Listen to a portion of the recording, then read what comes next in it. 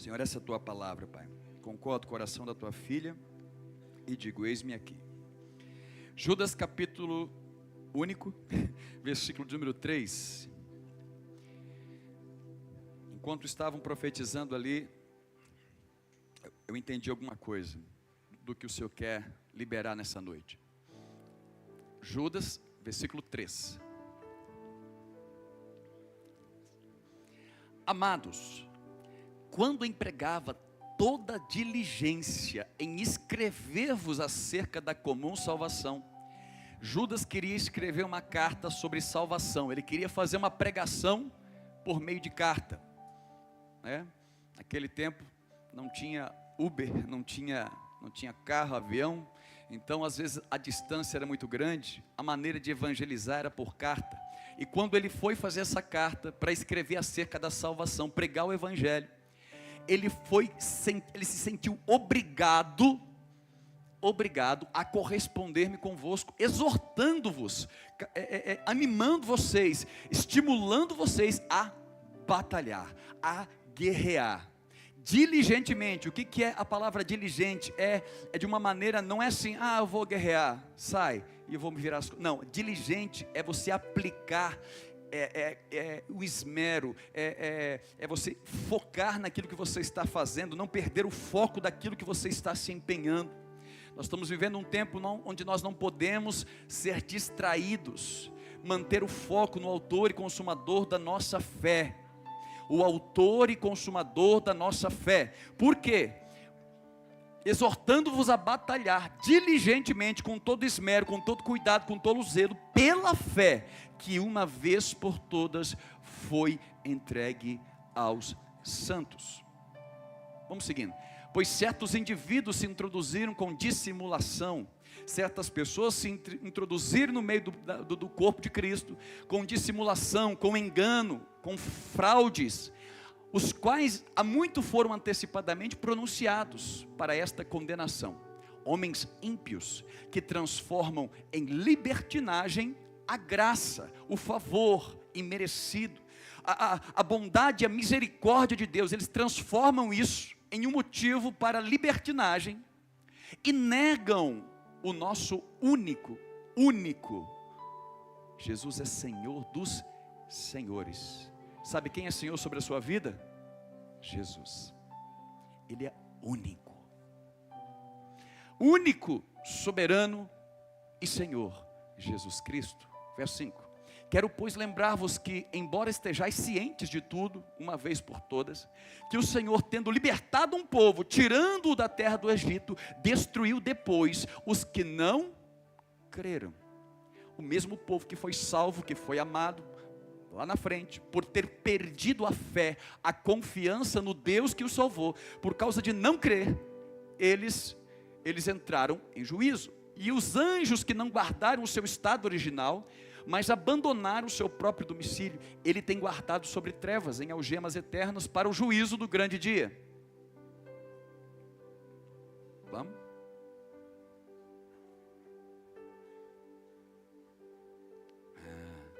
Como Sodoma e Gomorra, e as cidades circunvizinhas, que havendo se entregado à prostituição, como esses que se introduziram, seguindo após outra carne, são postas para exemplo do fogo eterno, sofrendo punição. Ora, estes da mesma sorte, quais sonhadores alucinados, não só contaminam a carne, como também rejeitam um governo, e difamam autoridades superiores. Contudo, o arcanjo Miguel, quando contendia com o diabo, não disputava a respeito do corpo de Moisés. Quando disputava a respeito do corpo de Moisés, não se atreveu a proferir juízo infamatório contra eles. Pelo contrário, disse: o Senhor te repreenda.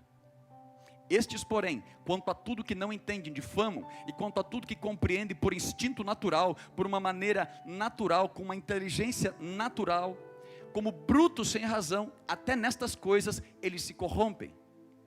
Ai deles, porque prosseguiram pelo caminho de Caim, e movidos pela ganância, pela avareza, se precipitaram no erro de Balaão, e pereceram na revolta de Corá. Estes homens são como rochas submersas em vossas festas de fraternidade, banqueteando-se junto juntos, sem qualquer recato, pastores que a si mesmos se apacentam, nuvens sem água, impelidos por ventos, árvores em plena estação de fruto, destes desprovidos, duplamente morta, desarraigado. Só até aqui. Só até aqui. Irmãos, o texto aqui é comprido, mas isso aqui é só a introdução daquilo que Deus quer falar conosco nessa noite. Quando Judas estava escrevendo acerca de pregar o evangelho, ele sentiu obrigado, eu não vou pregar boa nova de salvação, de que olha, Jesus te ama, Deus te ama. Eu estou sendo obrigado a escrever que há uma batalha no mundo espiritual, e essa batalha é por causa da fé. Porque a fé estava tentando ser minada, o diabo, o inimigo estava tentando minar a fé, através de pessoas dissimuladas, pessoas enganadoras, que estavam se intrometendo, entrando no meio do corpo de Cristo, e tentando trazer uma visão diferente sobre a palavra de Deus, tentando deturpar a graça de Jesus, usando a graça para sustentar uma vida de pecado. E aí, então Judas escreve isso: batalhem pela fé. Mas qual fé? A fé que uma vez foi entregue aos santos, a fé de que o Senhor te arrancou do mundo, Ele perdoou o seu pecado, Ele te fez uma nova criatura para você viver algo novo, e esse é o novo dia. Aleluia. Qual fé que nós temos que guardar? Agora abre lá em Efésios, na carta de Paulo aos Efésios, capítulo de número 5.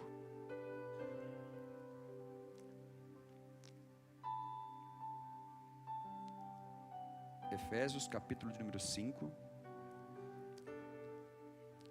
do verso 1. Logo depois de Paulo ter falado sobre as batalhas, sobre a igreja, a carta de Efésios foi escrita por uma nação que hoje já nem existe mais. O templo de Diana ficava lá, Diana dos Efésios, era um lugar de idolatria muito forte, e então havia muitos embates lá em Éfeso, por causa que quando Paulo pregava dava muito problema, por causa dos artífices que faziam estátuas da deusa Diana, e ganhavam muito lucro com isso. Então havia muitas contendas ali, e essas contendas começaram a minar a fé das pessoas. E Paulo então, ele começa a escrever: olha, você tem que se revestir de toda a armadura de Deus, você tem que estar pronto, preparado para a guerra, mas entenda uma coisa, a sua luta não é contra carne e sangue, mas é contra principado e potestade. Nós pensamos que pessoas são nossos inimigos. Pessoas que estão andando em trevas podem ser um portal para que o inimigo use contra você, mas a sua luta não é contra pessoas. Se você atribuir problemas da sua vida a pessoas aqui na terra, você pode estar esquecendo quem está por trás daquilo. O diabo usou serpente. O diabo usou serpente. O diabo usou a boca de Pedro: não te faças nenhum mal, Jesus, para trás de mim, Satanás. Irmãos, então nós temos que entender o que está por trás daquilo que nós estamos enfrentando, por trás daquilo que está acontecendo. E essa fé não pode ser perdida, de que nós estamos em uma batalha, para que o que o diabo quer roubar de você não é o seu título de membresia. O diabo não quer roubar de você a denominação que você congrega. O diabo quer roubar de você a fé. Nós estamos vivendo o tempo, quando Paulo fala que o anticristo não vai vir antes do espírito da apostasia. Apostasia é o quê? Não é tirar você da igreja, é manter você na igreja, mas sem a fé.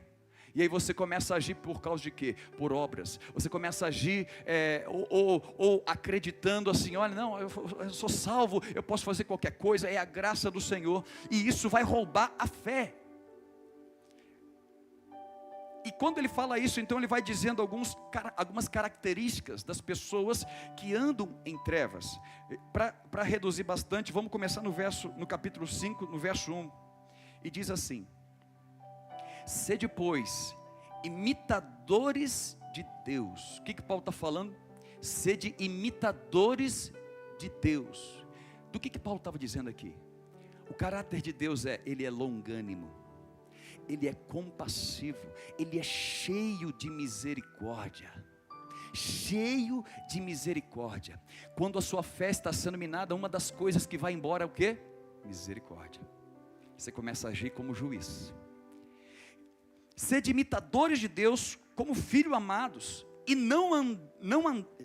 e andai em amor, como também Cristo nos amou e se entregou a si mesmo por nós, como oferta e sacrifício a Deus em aroma suave. Então Paulo está falando assim: seja um imitador de Deus, assim como Deus te amou, você tem que andar no mesmo amor de Deus. Para você não andar mais guerreando contra pessoas, você tem que guerrear contra principado e potestade, saber discernir, porque senão você vai guerrear horizontalmente quando a guerra é vertical. Quando você vai guerrear horizontalmente, está lá como Daniel, orando, mas tem uma guerra vertical, lá no mundo espiritual, havendo uma guerra, tentando minar a fé, mas Daniel permaneceu firme, ele orou 1 dia, 2 dias, 3 dias, 21 dias, até que a resposta viesse, e o anjo chega para Daniel e diz assim: olha Daniel, quando você se pôs a orar, Deus já enviou, mas o príncipe da Pérsia entrou em batalha. Entenda que muitas vezes a guerra, o que o diabo quer é roubar a tua fé. Ele quer impedir aquilo que Deus quer fazer na sua vida, para que você desanime, para que você perca a esperança, para que você esfrie na fé, para que venha a apostasia, deixar de crer. E se tem uma coisa que não agrada a Deus, é o quê? Pecado? É, pecado. Mas o que mais desagrada a Deus, você pode não pecar como os fariseus, que são pessoas íntegras, que buscam fazer as coisas direitinho, mas se você não tem fé, é impossível se agradar a Deus. Você pode ser a pessoa mais perfeitinha da face da terra, mas se você não crer e confiar nele, se você estribar no teu próprio entendimento, se você começar a se mover de uma maneira isolada, não crer no Senhor, não crer na obra de Jesus aqui na terra, você vai desagradar a Deus. E é isso que o inimigo quer, ele não quer tirar você da igreja. A pessoa foi no mundo, olha lá, está deixando Jesus triste. Mais triste é quem está dentro da igreja e não crê mais. Porque quem dera fosse quente ou frio. Porque quem está no mundo ainda tem condição. Mas se você está morno, você não está nem lá nem cá. Estou a ponto de vomitar. Então Paulo fala, olha, a fé vai gerar algo em nós. Eu quero que feche os olhos só um minutinho. Imagine quando você converteu. Como é que você tratava as pessoas quando você converteu? Como é que você tratava aquele mendigo que sentava perto de você, todo fedido? Entrava lá na igreja, sentava perto de você. Aquela pessoa difícil, aquela pessoa chata. Como é que você tratava aquela pessoa? O que mudou? Pode abrir os olhinhos. O que mudou? Porque, eu era ingênuo? Não, você creu. Porque quando você recebeu a salvação por meio da fé. Eu não fiz nada para merecer a salvação. Eu recebi ela por meio da fé. E como de graça eu recebi, de graça eu estava dando a graça de Deus. Mas com o passar do tempo, muitas vezes nós vamos crescendo, como aquela música do David Keelan, né? Quero ser como criança, te amar pelo que és, voltar à inocência e acreditar em ti. Mas às vezes sou levado pela vontade de crescer, torno-me independente e deixo de simplesmente crer. Fé. Quantas vezes nós crescemos e nós começamos a andar sozinhos, nós começamos, como a carta de Paulo aos Gálatas, dizendo assim, olha, vocês começaram no Espírito, vocês começaram na graça, mas agora vocês estão querendo aperfeiçoar as coisas, por meio das obras da lei. Quem está seduzindo, quem está dissimuladamente se introduzindo, tentando colocar isso sobre vocês. Porque quando a fé vai embora, e você começa a entrar nas obras da lei, é como o irmão mais velho do filho pródigo. Você vai fazer tudo certinho, e o dia que alguma coisa der errada, você vai cobrar o pai, porque olha, eu sou dizimista, eu sou dizimista, eu estou há tanto tempo na igreja, por que as coisas não estão funcionando para mim? Quer dizer que então você fez tudo, não por causa da fé, você fez tudo para merecer a bênção de Deus. Eu quero te falar uma coisa, Nós não merecíamos nada, mas o amor dele nos alcançou. Então creia que aquele que deu a vida do seu filho quando você era ainda pecador, quanto mais agora que você tem o Espírito Santo, dará com ele todas as coisas. Aleluia! Essa fé que o inimigo está tentando roubar de nós. Por isso há muitas pessoas frustradas, há muitas pessoas desanimadas, porque estão se frustrando consigo mesmo. Quando você começa a olhar demais para você e deixar de crer que Ele é Senhor, que Ele está na frente, que Ele vai conduzir as coisas, você entra num processo de frustração, porque uma decisão atrás de outra decisão vai ser frustração. Eu gosto de uma frase que o Luiz Hermínio fala assim, que se você tomar uma decisão, você nunca mais vai precisar tomar decisão. Se você tomar a decisão de obedecer a Deus, você não precisa decidir mais nada na vida, porque Ele vai te inspirar, Ele vai te conduzir, Ele vai inclinar o coração seu. A Bíblia fala que assim como a água no leito dos rios, assim Deus inclina o coração dos reis dessa terra. Pode ser rei que acredita no Senhor, pode ser rei que não acredita. Assim como Ele endureceu o coração de Faraó, amoleceu. Assim como Nabucodonosor, ele é meu servo. Se Deus inclina o coração de reis impuros, ímpios, você não confia que Ele vai começar a inclinar o seu coração para que você tome as decisões baseadas na fé? E sem fé é impossível agradar a Deus. E eu quero declarar, há um novo tempo sobre a tua vida. Deus está trazendo um avivamento. O que é avivamento, pastor? É movimento, é todo mundo, aleluia, glória a Deus, é cair no chão. Irmãos, isso faz parte, mas isso não é tudo. Isso não é tudo. Lembra de Judas? Lembra aqueles que foram tirados do Egito, mas lá no meio do caminho, por não crerem, eles pereceram. Isso é uma parte do que Deus faz conosco, mas Ele quer que quando você saia do culto, essa fé permaneça, para que você não precise de um ambiente onde a glória está se manifestando. No ambiente, é bom estar lá no rio, quando o céu se abre, vem uma pomba e ouve do céu: eis o meu filho amado em quem tenho prazer. Mas ninguém quer estar no deserto quando o diabo está lá. Quando você está sozinho, o diabo está lá. Se você é filho, você está sozinho aqui. Se você é filho mesmo, então transforma a pedra em pão.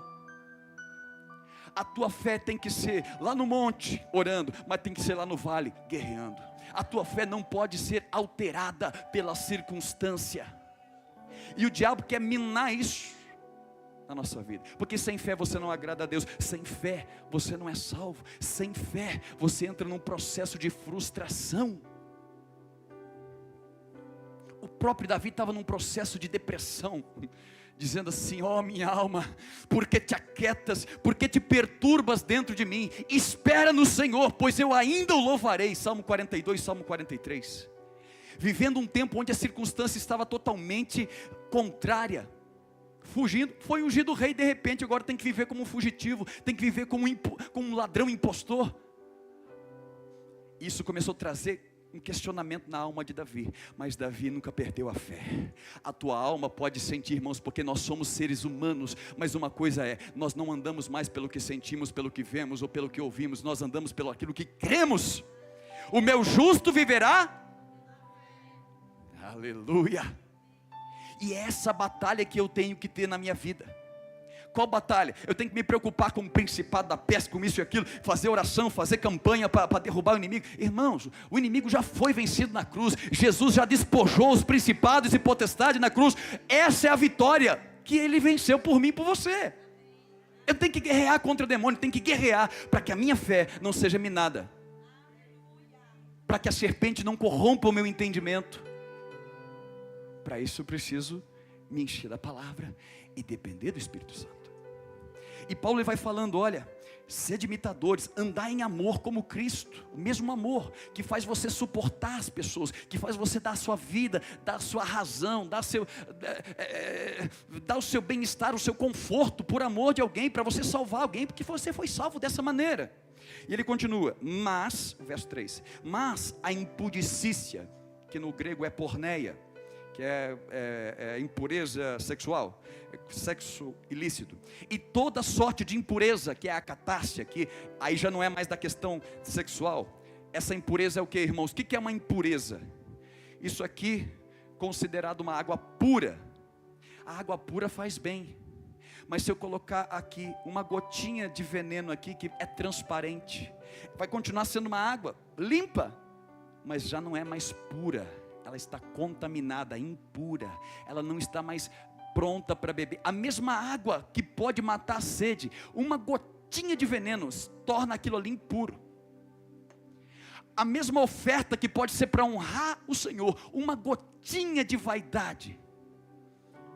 Caim, eu não te recebo, e nem a tua oferta, porque não tem pureza.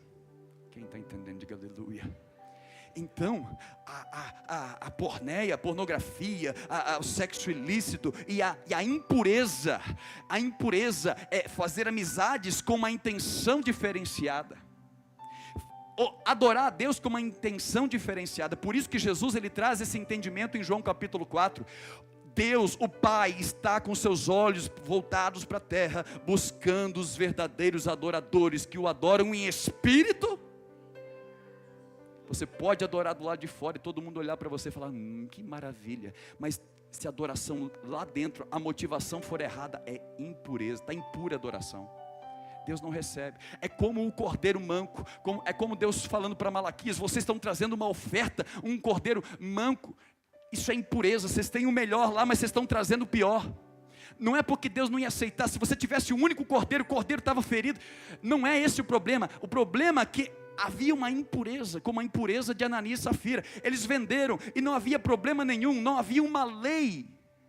Não há uma lei hoje, você não vai ser salvo porque você não é dizimista. Não há uma lei, você faz pela fé. Mas Ananias e Safira de repente vendem, pegam metade e fazem parecer, havia uma impureza, não estava pura a oferta deles. E a impureza contamina. A impudicícia, toda sorte de impureza, a cobiça, que é a avareza, nem sequer se nomeia entre vós como convém aos santos. Nem conversação torpe, aquela conversação maliciosa, aquela conversação com duplo sentido, nem palavras vãs, ficar falando de assunto que não tem nada a ver, nem chocarrices, ficar zombando, coisas inconvenientes como essa. Pelo contrário, esteja nos seus lábios ação de graça. Sabei, pois, isto: nenhum incontinente, nenhuma pessoa que não consegue se conter os impulsos naturais, ou o impuro, ou o avarento, que é o idólatra, tem herança no reino de Cristo e de Deus.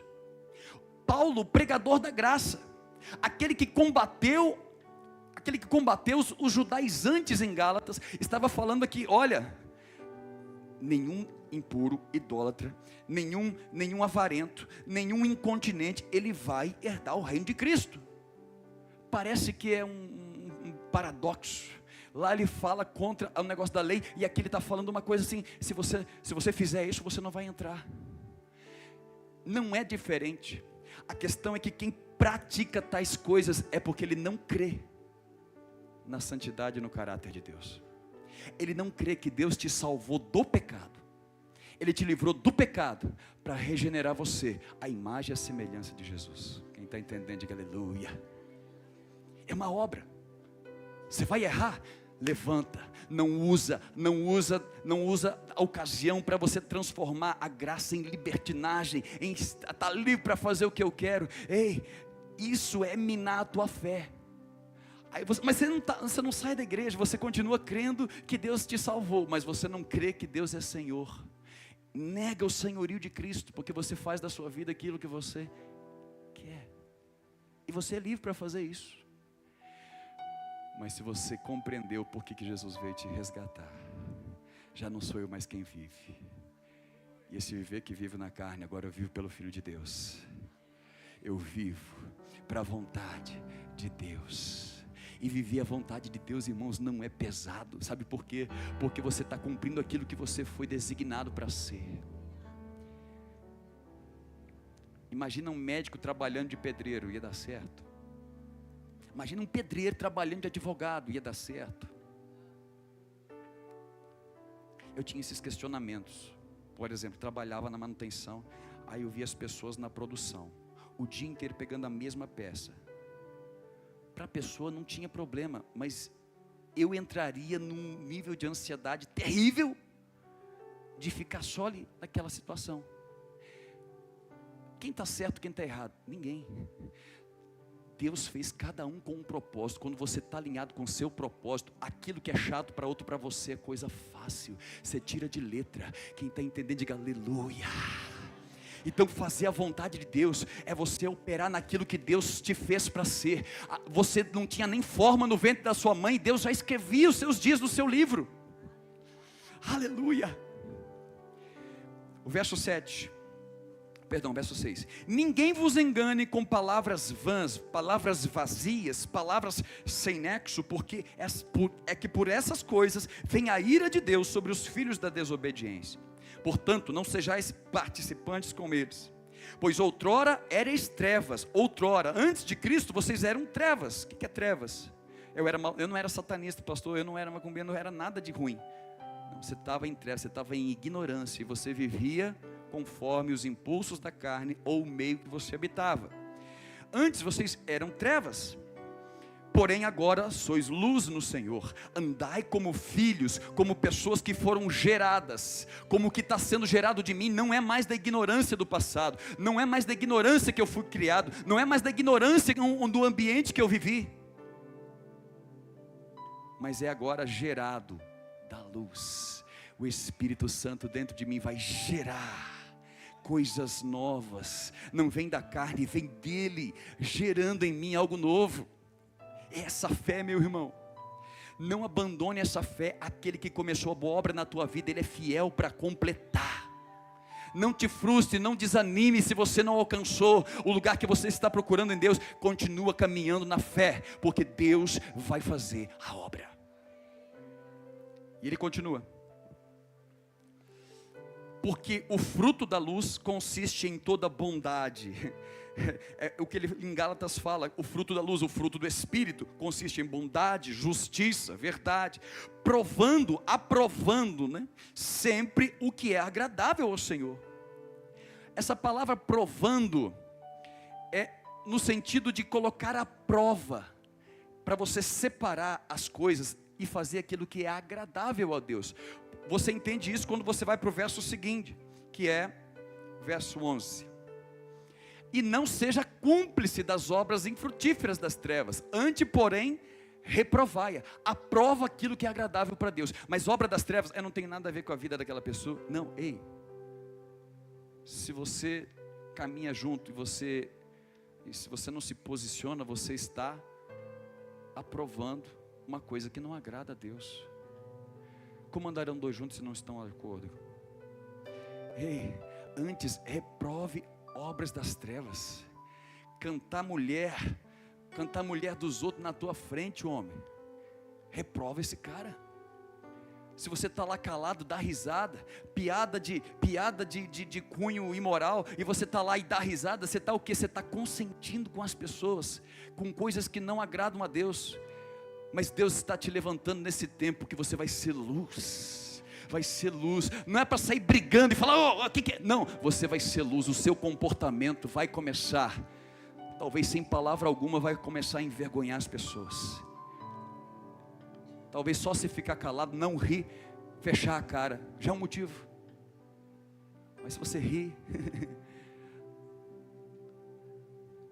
o politicamente correto caiu, parou. A gente pensa que ser crente é ser politicamente correto. Deus está fazendo uma obra na minha vida. Irmãos, às vezes Jesus vai falar: vocês estão me seguindo por causa do pão que vocês comeram, vocês não estão me seguindo por causa dos sinais que vocês viram. E Jesus vai falar: ei, não é lícito deitar o pão dos filhos aos cachorrinhos. Irmãos, isso não tem nada de politicamente correto. Se fosse no nosso tempo hoje, seria escandalizado. Por isso que nós às vezes não falamos nada, sabe por quê? Porque a gente não quer passar de chato. A gente não quer ofender as pessoas, porque nós somos crentes, nós temos que manter uma imagem. Mas eu quero te dizer uma coisa: o Espírito Santo vai começar a conduzir você de uma maneira tal, que você está entendendo que aonde você está, a luz do Senhor vai brilhar. E o povo que vivia em trevas vai começar a ver uma grande luz. Porque o que está sendo gerado em você, não é porque você é religioso e você quer fazer na força do braço, mas o Espírito Santo vai começar a conduzir você, a transformar ambientes. O verso 12.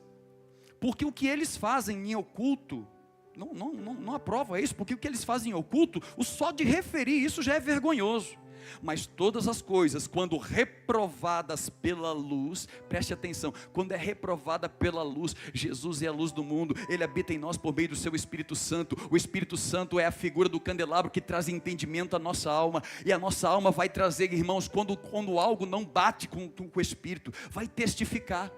Você precisa entender que o Espírito Santo habita em você, e muitas vezes ele vai interceder com um gemido que você não sabe entender. Mas quando te incomoda alguma coisa, ora, Espírito Santo, o que o Senhor quer me dizer com esse negócio? Às vezes é para você sair do ambiente, ou às vezes é para você falar alguma coisa. Eu quero profetizar um tempo de maturidade, para você discernir o que o Espírito vai começar a falar com você. Você não foi chamado para esquentar banco de igreja, você foi chamado para vir aqui adorar a Deus, mas ir manifestar a luz lá fora. E para isso nós precisamos ter contato com o Espírito, aprender a discernir a voz do Espírito, abandonar as obras das trevas, porque isso nos afasta do Espírito. E vai dizendo, verso 13: mas todas as coisas, quando reprovadas pela luz, se tornam manifestas, porque tudo que se manifesta é luz. Pelo que diz: desperta, ó tu que dormes, toma uma atitude, levanta, para de descansar, para de estar numa posição confortável dentre os mortos, se levanta, toma uma posição. Eu não vou mais ser compactuante com as obras das trevas, eu vou me posicionar. Desperta, ó tu que dormes, levanta dentre os mortos, e Cristo, aleluia, é essa fé, se posiciona porque Deus vai trazer luz, a luz primeiro ela vai trazer, ela vai iluminar a lâmpada, Deus vai começar a revelar coisas sobre você, mas não é para você ficar triste, é para você entender o quanto Ele te amou. Quando eu converti, eu achava que o problema era minha esposa, irmãos. Eu converti, uns vão por dor, outros vão por amor. Eu fui por amor, né? Porque a minha esposa que era problemática. Até depois eu converti em 2002, em 2009, para ser mais exato. Em 2009, numa escola dominical, eu já pastor, ordenado, ouvindo uma palavra de um diácono, o Senhor mostrou quem eu era. A luz veio. Mas a luz não vem para te condenar. Quando Jesus trouxe luz para Pedro, você vai me negar. Pedro, quando você se converter, Pedro achava que era o tal. Pedro, tu quando te converteres, pastoreia as minhas ovelhas. A luz não vem para te condenar, a luz vem para te mostrar o quanto Deus te amou, porque Ele já sabia, já te conhecia antes mesmo. Não se esconda atrás da Bíblia. Deixa a luz revelar, porque em primeiro lugar ela vai revelar você, para que você entenda a dimensão do amor que Ele te amou, para que você consiga amar quem não merece ser amado. Desperta, toma uma posição, levanta dentre os mortos, e Jesus vai te iluminar. O verso 15: portanto, vede prudentemente como andais, não como nécios, não como pessoa ali que está andando de qualquer maneira, despreocupadamente, achando que tudo está Alice no País das Maravilhas, e sim como sábios, remindo o tempo, sabendo administrar o tempo, porque os dias são maus. Se Paulo falava isso naquela época, imagina o tempo de hoje. Por esta razão, não vos torneis insensatos, mas procurais compreender qual é a vontade de Deus. Quem aqui quer saber qual é a vontade de Deus? Aleluia, é isso. A fé é a busca constante para compreender. Venha o teu reino e seja feita a tua vontade. Enquanto eu não sei, eu vou caminhando na dependência do Espírito, mas vai chegar o dia que Ele vai revelar. Aleluia. Verso 17 diz assim: e por esta razão não vos tornei insensato, né? Para compreender a vontade do Senhor. Verso 18: e não vos embriagueis com vinho, no qual há dissolução. Há uma vida dissoluta, uma vida desregrada, uma vida sem freios, uma vida sem limites. Mas enchei-vos do Espírito Santo. Há uma oposição. Não faça uma coisa para você alcançar outra. Não ande de uma maneira dissoluta para você ser cheio do Espírito. Não ande na pornografia, não ande na impureza, não ande na avareza para que você seja cheio do Espírito Santo. Porque quando você é salvo, você recebe o Espírito. Mas é como o Espírito Santo. Eu vou fazer Deus me perdoe pelo tipo de comparação. Mas é só para você entender. É como um músculo. Você tem músculo. Faz o seu muquinho aí. Você tem músculo. Se você não usar o teu músculo, o que vai acontecer? Atrofia. Vai ficando fraco. Mas se você exercita, o que acontece com ele? Hipertrofia. Ele vai crescendo, vai se tornando forte. Você recebe o Espírito Santo, mas você deixa ele guardadinho lá no fundo do teu coração.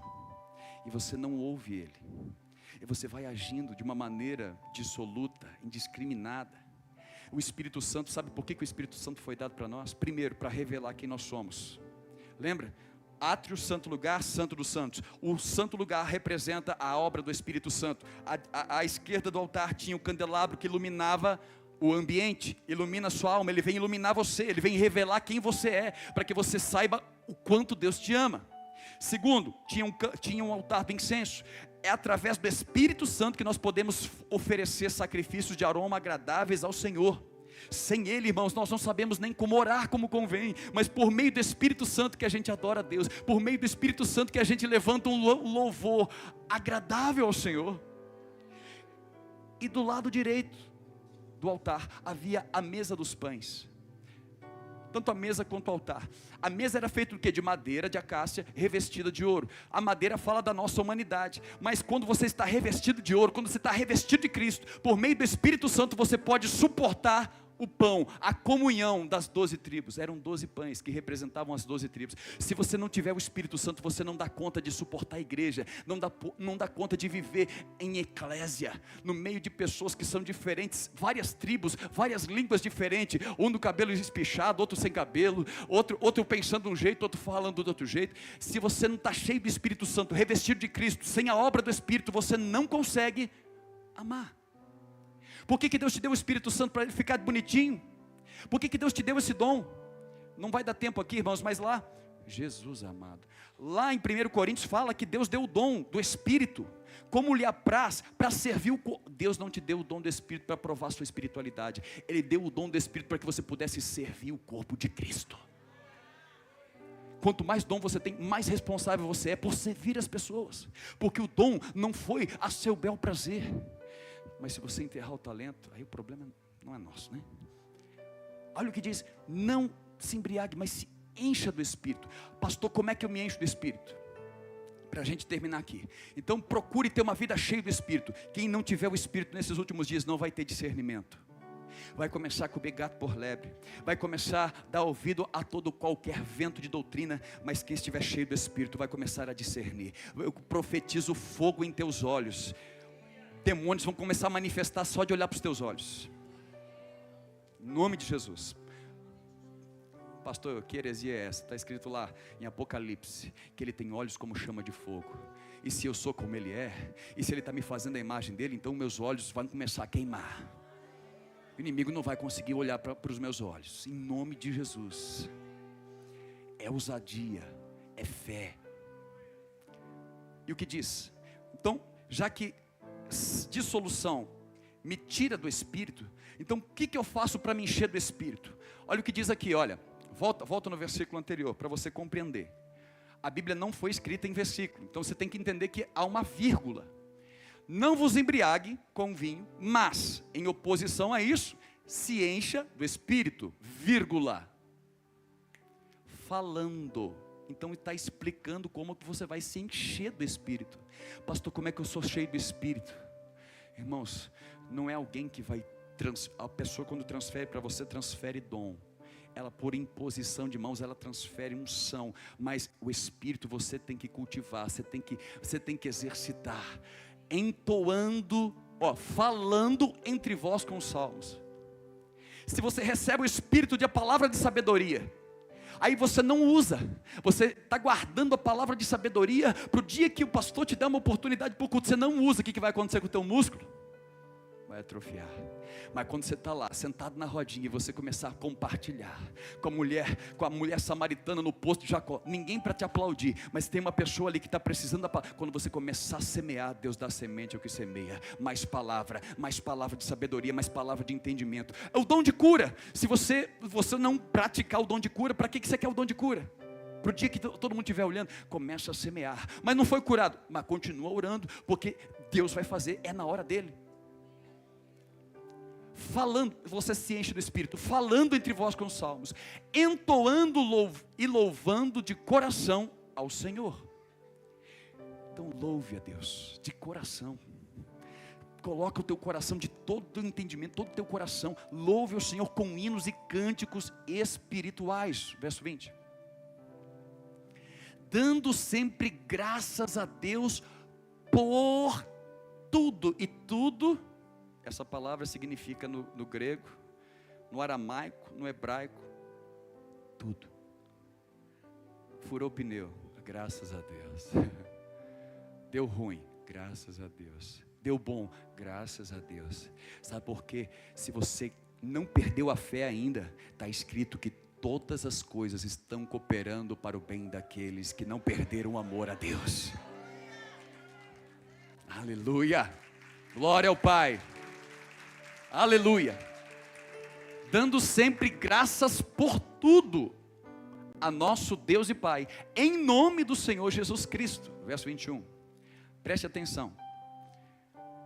Não é só verticalmente, agora Paulo vai te ensinar horizontalmente como você vai ser cheio do Espírito, sujeitando-vos uns aos outros no temor de Cristo. O que ele estava falando? Eu tenho que me sujeitar. Se o Gustavo vier aqui me falar que eu tenho que ir ali plantar bananeira, eu tenho que me sujeitar a ele, é isso? Não, no temor de Cristo. Se o que ele está me falando, se ele está me pedindo a túnica, eu vou dar a capa. Temor de Cristo. Se ele não está me pedindo para dobrar e adorar uma imagem, eu vou me sujeitar sempre com temor. A sujeição às pessoas é sempre com o temor de Deus. Entenda que quanto mais você servir, mais granjear o talento, o dom que Deus colocou sobre a tua vida, mais o Senhor vai derramar sobre você. Um ramo frutífero, ele poda para que dê mais, ele poda para que dê mais fruto. Sabe o que Deus vai fazer na sua vida? É progressivo, vai aumentar, vai multiplicar, vai multiplicar, vai multiplicar. É na área das finanças, vai multiplicar, vai multiplicar. José de Arimateia, você vai começar a cuidar do corpo de Jesus. O teu empresariado vai ser para cuidar do corpo de Jesus. É na área do serviço, vai multiplicar. Deus vai multiplicar a tua força, Deus vai multiplicar a unção sobre as tuas mãos, e tudo que você pegar vai prosperar, porque você está usando para servir para o corpo. É na sabedoria, na administração, vai multiplicar. Tudo que coloca na tua mão, você não é o dono, mas você vai pegar aquilo vai gerar muita coisa, porque colocava na mão de José, tudo que colocava prosperava. Quem está entendendo, diga aleluia. É isso. Então eu tenho que entender que se eu quero ser cheio do Espírito, para que o Espírito ele vai vir sobre mim? O 1 Coríntios fala, não vai dar tempo, mas lá fala que ele deu dons para que a gente pudesse servir o corpo. E se eu não estou servindo o corpo, se eu venho aqui só para receber, para que eu preciso do Espírito Santo? Mas eu quero te falar, você vai começar a cultivar a presença do Espírito, e isso vai trazer sobre você poder, unção, autoridade, vai trazer discernimento para você não ser enganado nesses dias. Quem não for cheio do Espírito, para gente encurtar, vai lá em Gálatas, capítulo de número 5. Há poucos dias eu tive uma conversa com um jovem. Gálatas capítulo 5, verso número 22.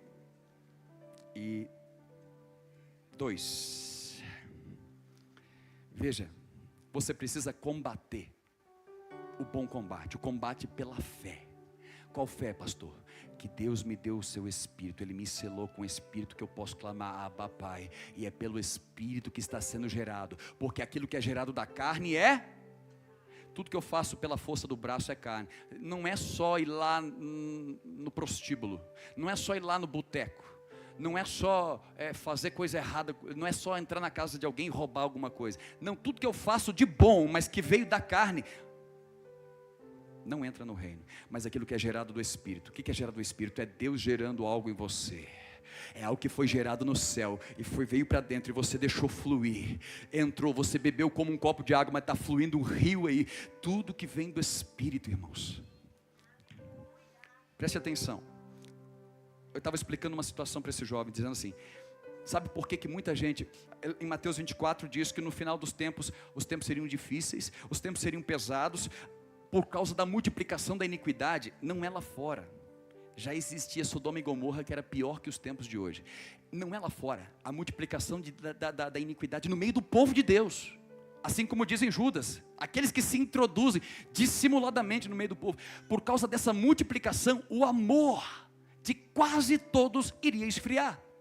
E você só consegue sentar nesse banco da igreja para assistir um culto do lado do irmão, que talvez está com perfume vencido, porque você ama. O dia que você não amar mais, você vai assistir o culto lá na casa, vai colocar no YouTube, enquanto você faz a comida, faz alguma coisa, você não vai conseguir mais entrar na eclésia. E um dos sinais que o amor está esfriando é quando você já não tem mais paciência para sentar em comunhão, para suportar os 12 pães, as tribos diferentes da sua. Ei, eu quero profetizar um novo tempo sobre a tua vida. Você vai ser um ramo frutífero, irmãos, para a glória de Jesus. Agora, o que faz esfriar o amor? É eu que não estou amando mais? Ei, para esfriar o amor de verdade, não é o amor fingido não, o amor de verdade só vem de uma pessoa. Esse é um fruto que a carne não pode gerar. O amor verdadeiro, que é o amor ágape, que é o amor que ama e não vai cobrar depois, só pode ser gerado por alguém. Leia comigo aí, Gálatas capítulo 5, verso número 22. Mas o fruto, aquilo que é gerado do Espírito é, em primeiro lugar. Então, se esfriou o amor, é sinal que alguém não está mais conseguindo gerar algo em você.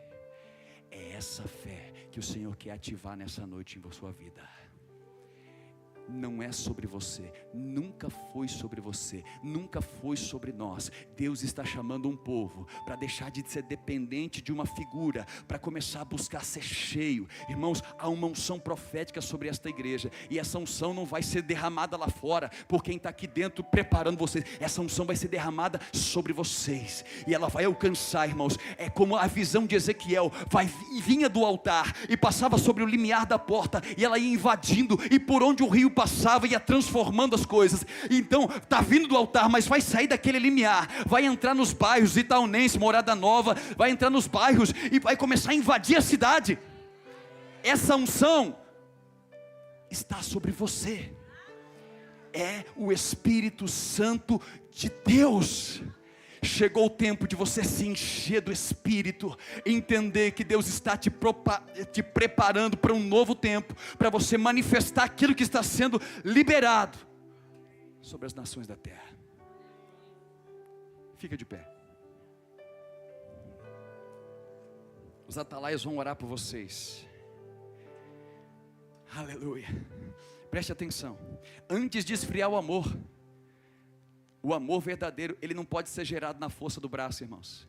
Eu posso amar alguém, até marido e mulher, até que a morte nos separe, mas o dia que a mulher deixa de ser conveniente, se for o amor, se for o cordão de 2 dobras, se for amor meramente humano, o dia que a sua esposa ou seu marido não se satisfazer, você vai querer plantar o pé.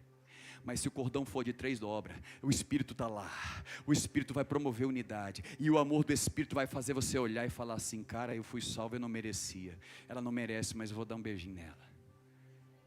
Fala para sua esposa aí, é hoje. Ninguém teve coragem, né? Ei, o fruto do Espírito é amor, alegria. Quer ser alegre? Não é o Whindersson Nunes, não é Tom Cavalcante. Quer ser alegre? Se encha do Espírito. Vinde, porque está gastando dinheiro naquilo que não é pão, naquilo que não satisfaz. Vinde e comei vinho, leite, sem dinheiro e sem preço. Inclinai os vossos ouvidos e a vossa alma viverá. O fruto do Espírito é paz. Está a guerra do lado de fora, mas aqui dentro tem paz. Talvez você está usando uma postura de leão, mas aqui dentro está na paz. Eu quero profetizar esse tempo sobre a sua vida. Longanimidade. Irmãos, você só vai se mover quando Deus dá uma palavra. Mansidão não é sinal de fraqueza, mansidão é sinal de governo, domínio próprio. Eu posso fazer, mas eu não faço. Eu só faço quando Deus me mostrar. Benignidade, aonde você estiver, as pessoas vão provar da bondade de Deus através da sua vida. Bondade, fidelidade. Vai.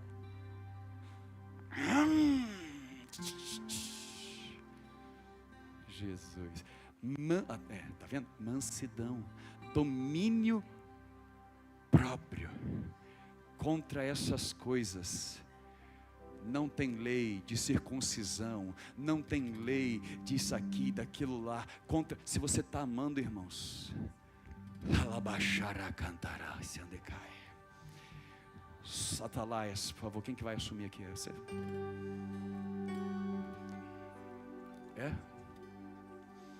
Eu quero profetizar isso sobre você.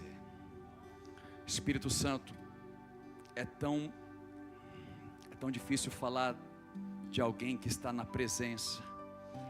Se eu falhei em alguma coisa, Senhor, nos perdoe. Mas estamos aqui agora, Senhor, e nós clamamos: cumpre aquilo que foi predito em Joel. Derrama do teu Espírito nessa noite. Nós queremos nos apresentar a Ti nessa noite como vasos vazios. Que o Senhor cresça, que eu possa diminuir, para que a porção de Deus aumente na minha vida.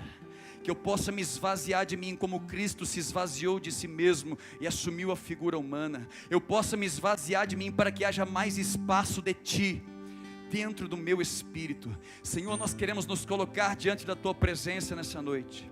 Oh Senhor, aquilo que o homem não pode fazer, só o Senhor pode dar. A Tua palavra diz que o Senhor enviaria o Consolador.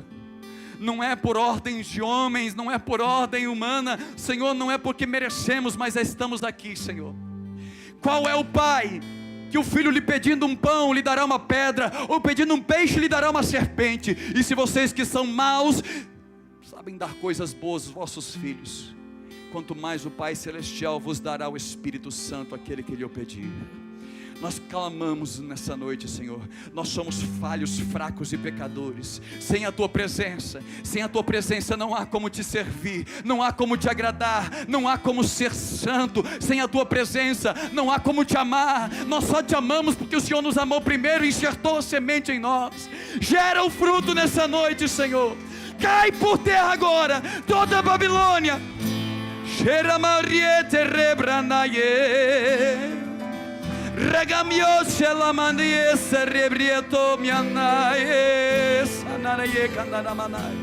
Se você quer oração, sai do seu lugar, vem à frente. Os atalaios vão orar por você.